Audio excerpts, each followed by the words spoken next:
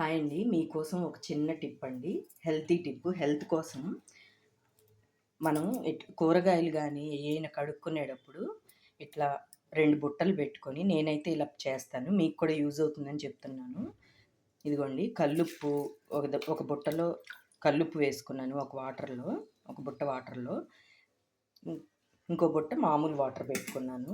ఇప్పుడు మనం పచ్చిమిరపకాయలు అయన్నీ పెస్టిసైడ్స్ ఎక్కువ కలుపుతున్నారు కదండీ! నేను కరోనా వచ్చినప్పటి నుంచి నేను ఇలానే చేస్తున్నాను. ఇట్లా ఒకసారి ఉప్పు నీళ్ళలో కడిగేసుకొని మనం పచ్చిమిరపకాయలు గానీ, కూరగాయలు ఏయైనా ఆకుకూరలు గానీ, ఇలా సాల్ట్ వాటర్‌లో కడిగేసుకొని మళ్ళా మామూలు వాటర్‌లో కడుక్కొని యూజ్ చేసుకోండి. హెల్త్‌కి చాలా మంచిది గదా! పెస్టిసైడ్స్ ఏం లేకుండా ఇలా తినేయొచ్చు.